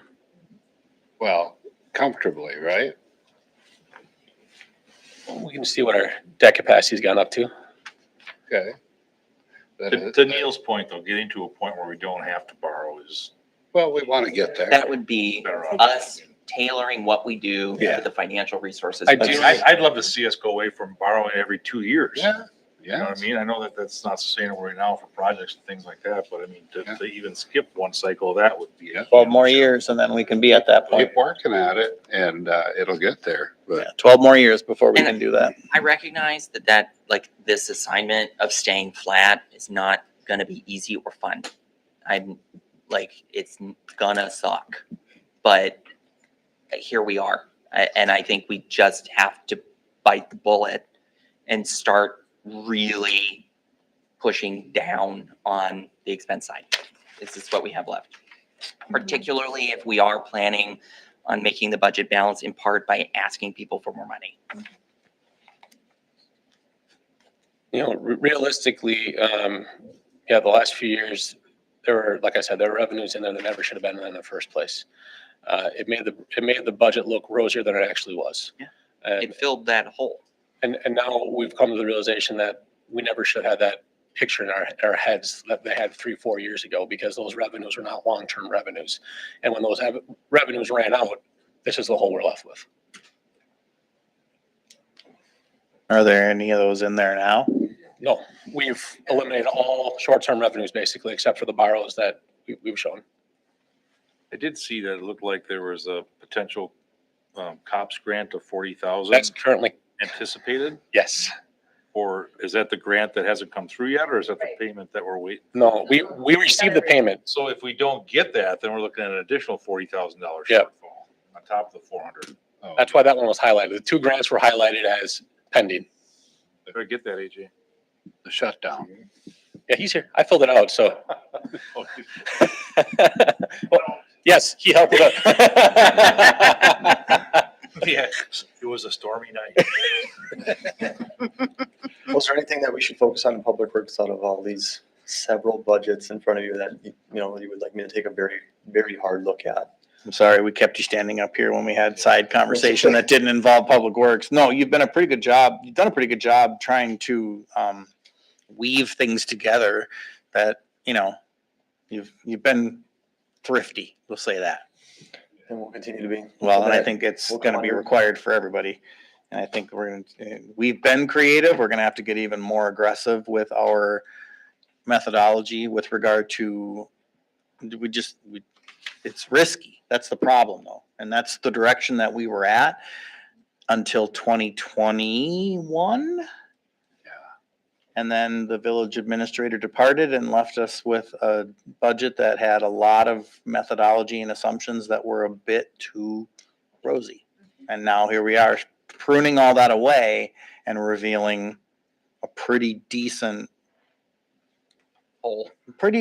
divide between the two. So we can move those closer together a little bit by maybe re-looking at some of our expenditures. But to Paul's point, you can minimize your expenditures all you want. It just means you're just going to go over budget.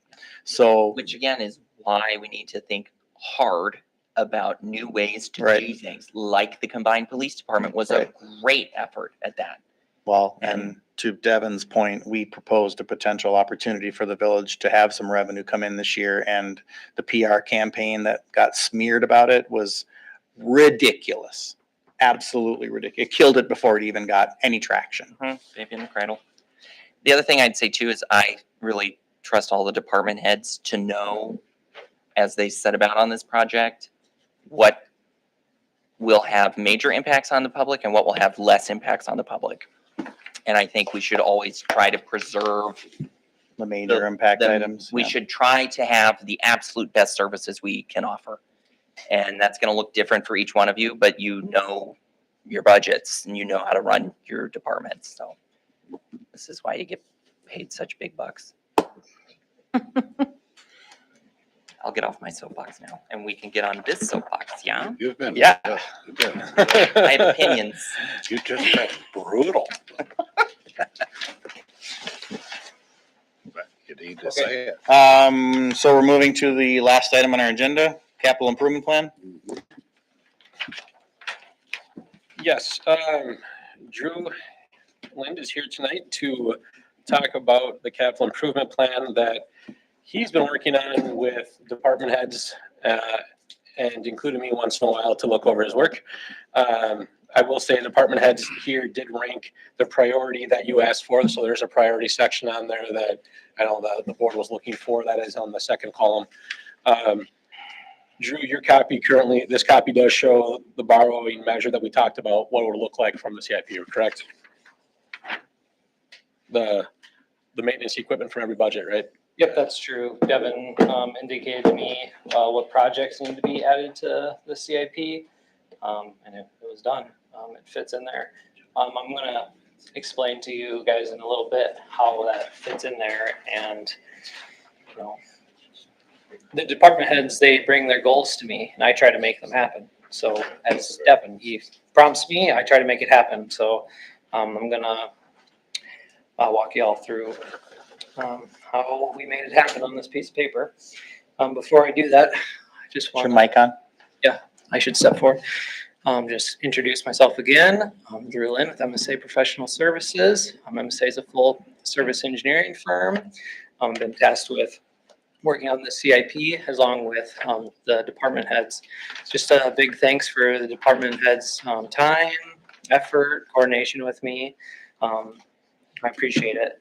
Also, just happy to say that the village is really lucky to have the staff it does have. I'm very happy to work with them. It's a pleasure. I would say the word exceptional comes to my mind as I have personal meeting with every department head, but we all need to work together to make this CIP work. So everyone's a team, even individually in the room. At least that's what I witnessed. So let's talk a little bit about why we're here, an introduction. Today, communities such as the village of Osceola, they're faced with this difficult task of allocating limited resources among a seemingly unlimited number of demands and needs for public services. similar to what we have just been discussing with our local budget.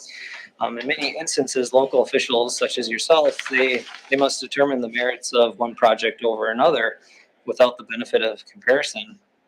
This sometimes leads to misjudgment, or we go down a path that basically limits our community's ability to make decisions or make major budget decisions.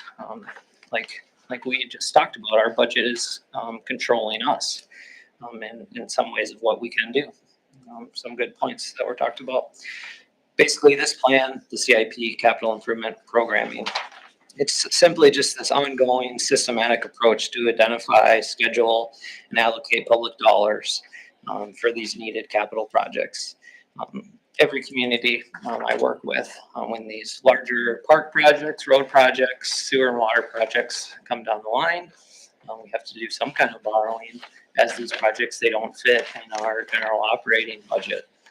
So that's it. That's why we're here, so we don't have to have a conversation about our biannual borrow at every village board meeting, essentially. So there's a couple other reasons we have this plan. One of them is it communicates basically our local ability to state and federal grant programs. A lot of grant programs want to see specifically Rick's projects in a CIP and Todd's roads projects in a CIP. So we're communicating not just to residents and the taxpayers what projects we are looking at in the next 5 years. We're also communicating to state and federal grant programs in some cases. Another goal is just to stabilize our local tax rate. Y'all know about that. Linking long-term planning as we push one project back, what does that do to all the other projects? So that's my brief introduction about the CIP, why we're here. The village's CIP has 7 sections, extends 5 years, and then all the other projects are future past that 5-year point. I've provided a handout of the CIP to everyone. Nicole, I provided you just a couple chapters handouts since you aren't involved in the past CIP update. It's just free reading, but that's just a copy of village plan. Everyone has that information. Okay, so that was the introduction. Next, I want to talk about basically our CIP calculator. Then I was going to talk about a certain set of projects, things that I believe I need to bring to your attention, things that I would like to have discussion on if it's warranted. And during that time of discussion, the department heads can justify themselves if needed to be. So feel free to speak to them. So let's start by looking at the last page that I gave you.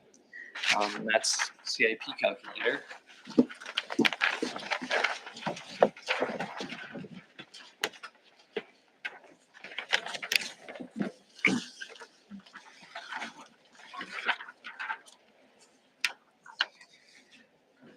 So here we are. We're looking at my cost calculator at the end of this draft. And the reason why I wanted to talk about this first is this is how it's all being worked out. So we have our capital borrow goal. We'll start at the first line item. This amount was determined at a 24 workshop meeting, 24-25 workshop meeting, where at that meeting we decided to increase our borrow amount by 5% annually. Just to stay up with the inflation we were observing over the COVID era here.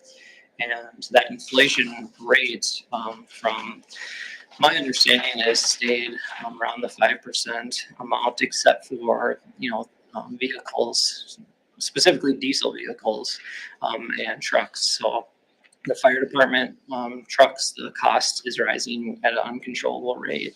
The just F-150s, 3,500 diesel trucks, plow trucks, anything with that DEF system in there, the cost is going up at 10% annually or such. At least that's what I'm seeing.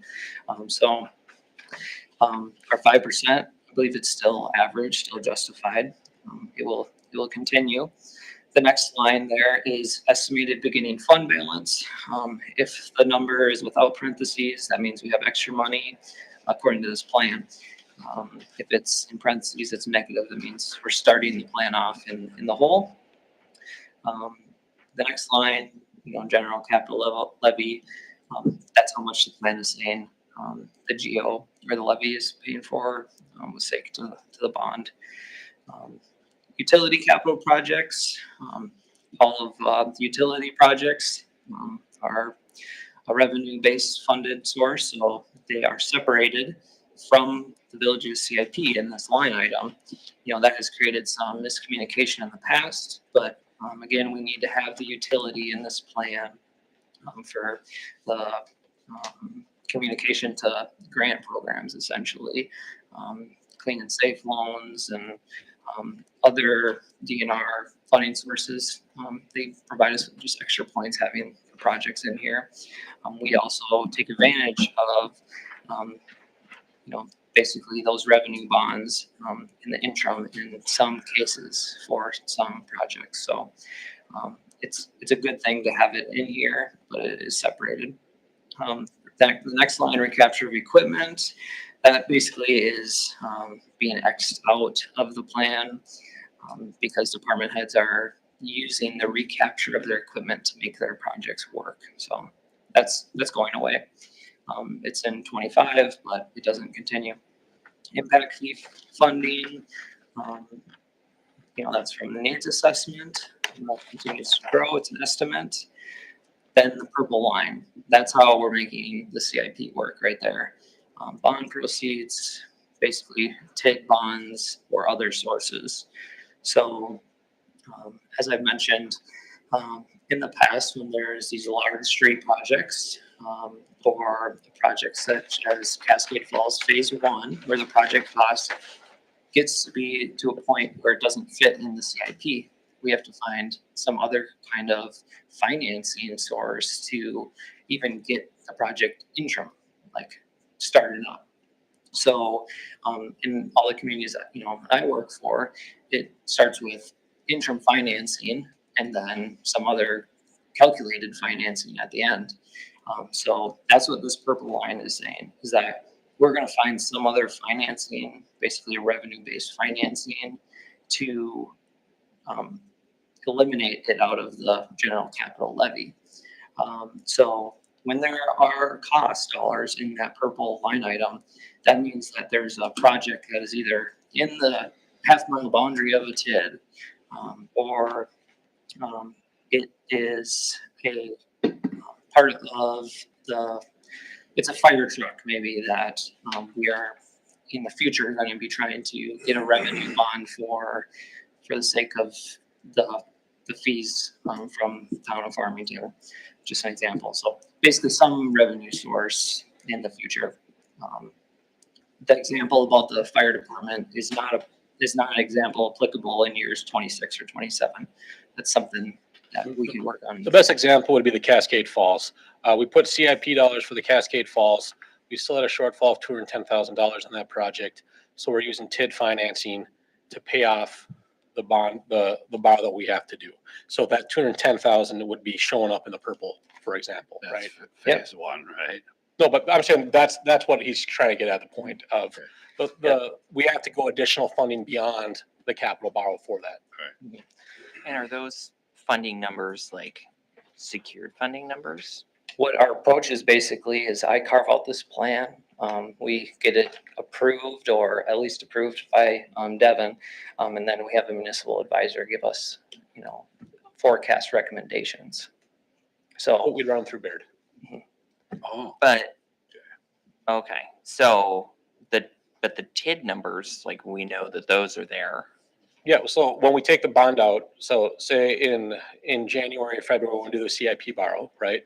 We'll do an additional $210,000 from that borrow, and TID allocation will pay off that portion of it. So we know that So we know that 210,000 plus interest is coming yearly, or whatever the yearly payment would be, we come out with TID number 3 for that. Okay, that makes sense. But we're pulling it at the exact same time that we do the TID borrow, just, or the So we CIP have borrow. it and then we're paying it, Saving on closing costs, paying saving. for the on- loan yeah. with the TID. Okay, Yeah. that makes sense. Yeah, So similar it's to, not levy, it's not levy impacted, basically, is what it's saying. Yeah, that's what I was trying to understand. Is Yeah, like, it's- yeah. yeah, and Devin used Cascade Falls as a real example. We're gonna have to do that with this $210,000. So that was very applicable. I guess another thing to just, well, we'll talk about that more. It's a great tool, as Devin said. The next thing I would like to talk about on this last page is the ranking criteria. This ranking criteria, it differs for future projects as they're not in the 5-year plan. And then in-plan projects as they are in the 5-year plan. This ranking criteria, it's listed for every project. Some projects we haven't got to determine the priority yet. We're still working on it. Is there really any discussion or feedback from the board about the priority as we have it drafted here? Basically, 1 being the most immediate or initial need, and 4 or 5 being something that should just be maintained, something that we need to just keep on this plan so that before we it's not lost. to that, can I ask a question on the back page, just to make sure I'm understanding this right? Of So course. on that calculator for 2026, right at the top under CIP total, you've got 4 million. Mhm. And then we go to our borrow goal of 723. Mhm. And then you break things out further. Is the plan suggesting that we're gonna borrow that 4 million? Is that how I'm supposed to interpret that number? Close to that 4 million. Generally, yes. And it's gonna be paid for by the, the Utility bonds, TID bonds, or other bond proceeds. impact fee funding, utility, and then a general capital levy of 810. Currently, yeah, so right now, we recommending to borrow 72023. Currently, we are over that because we're showing $810,000, for example. Yes, you are right. The calculator is showing every funding source available to us within the capital outlay. Okay, in that bolded box Yep. beneath the. Okay, so if I want to know if we're borrowing more than our goal, right? Ignoring external funding options like TIDs or whatever, I would look at general capital levy Yep. in 2026 of 810 compared to the goal of 723. Yes. Okay. Yeah, that's correct. Yeah. And thank you, because this was the hang up last time of why is that calculator included? The calculator is included because we have to show every revenue coming in and how we're affording these objects. We don't just want to show a capital borrow of $300 for a street project when the all-in expense is 1.8. We want to show where all the revenue is coming from for that project. So at this point, I mean, in addition to money we may want to transfer from the general to the capital, we still have to cut about 86,500 from the capital for 26. Yep. Top of the. No, those. Nope, Ron's right. That's a goal tonight, Ron. Yeah, and I'm gonna, I have it all set up to get Because us our there. goal is to get the 810 down to the 723. Yep. Right? Okay. Drew, what Just is, making sure I understand. was the that issue. 106 that we talked, 150 already accounted in here? Yep, it's in here. Okay, circling back because around 8 o'clock, sometimes I just fall over and start sleeping. So let's keep it. Is that Okay. Got another hour in you yet? Or Okay. here a while? There'll be several people late. As long as there's no children here screaming "Dad," They won't. we'll be fine. So I wanted to make a joke, then I forgot. perfect. Devin's ears are ringing. He knows it too true. Also, so I have the ranking criteria in here. What about this purpose? Is there any feedback to having the purpose or having these different purposes outlaid in this plan, or would the board like to see a different chart or organization? This is for over on the far right to No, describe. those purposes are fine. Right, and I think we've talked about Keep, those keep before. that in there? Yeah. Okay. Where are This is those my- reflected in the list? On the right column, on Yeah, the right first now, page. on the right column. Oh, so not for everything, just for. Yeah, if there's an Yeah. applicable purpose to the list, yeah. I did have a question, Drew. Yep, continue. I am at a blank when you were talking about recapture of equipment Mhm.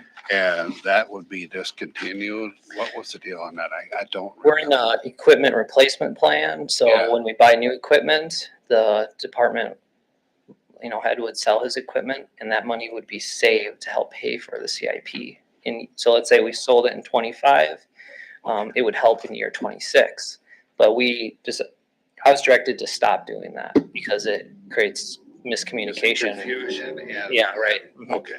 Yep. For carryover and. And also to, Yeah.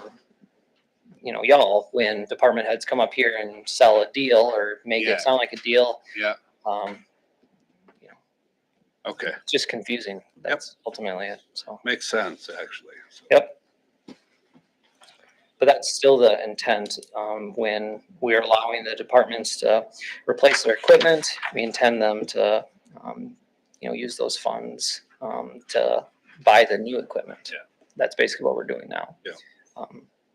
So, all right, perfect. So I'll continue with this criteria, continue with the purpose, that information will be on this plan, moving forward.